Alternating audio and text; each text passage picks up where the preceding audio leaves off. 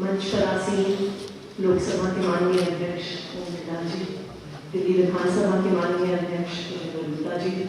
दिल्ली की माननीय मुख्यमंत्री रेखा गुप्ता जी, दिल्ली विधानसभा के उपाध्यक्ष माननीय मोहन सिंह बिष्ट जी, यहाँ पर आए दिल्ली के अनेकों माननीय सांसद, दिल्ली सरकार के माननीय मंत्री और मेरे सभी विधायक साथियों को मेरा नमस्कार। सबसे पहले मैं जो हमारे सभी विधायक साथी हैं, हालांकि हमारा एक सत्र हो चुका है,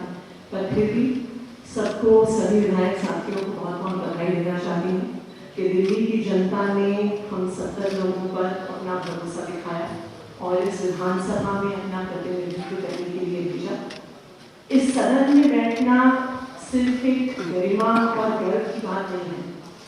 इस सदन में बैठना एक बहुत बड़ी जिम्मेदारी है और इस जिम्मेदारी को याद करवाया है विजय गुप्ता जी ने और हमारे लोकसभा के सेक्रेटरी जनरल उत्पल कुमार सिंह जी ने, जिन्होंने इस सदन का इतिहास हमारे सामने रखा। इस सदन में जब पहली बार अंग्रेजों ने भारत के लोगों को अधिकार दिया था,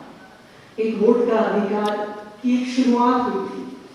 तो इस सदन में लाला लाजपत राय जी, पंडित मदन मोहन मालवीय जी, इस सदन में मोतीलाल नेहरू जी, विठल भाई पटेल जी इस सदन में बैठे थे और इस सदन में उन्होंने भारत की आजादी की आवाज उठाई थी। 150 साल बीत गए, लेकिन आज भी जो कुछ इस सदन में याद किया गया था, इतिहास की किताबों में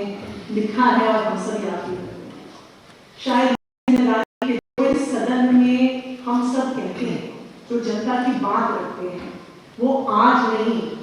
सैकड़ों साल तक लोग उसे पढ़ेंगे, सैकड़ों साल तक लोग उसे देखेंगे। इस जिम्मेदारी के साथ हम सबको यहाँ बैठा। जब यहाँ पे लाला लाजपत राय, विठल भाई पटेल जी, पंडित मदन मोहन मालवीय बैठते थे,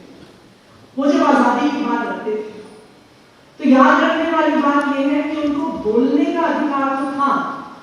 पर उस समय अंग्रेजों ने उन्हें निर्णय लेने का अधिकार नहीं दिया था। इस सदन में जो भी एक्ट पास होता था, उस पर एकाधिकार अंग्रेजों का होता था। हम लोगों को निर्णय लेने के अधिकार के लिए इस देश के सैकड़ों लाखों लोगों ने अपनी कुर्बानियां दी और जाके इस देश को आजादी दी। जब भारत को आजादी मिली, जब भारत का संविधान बना,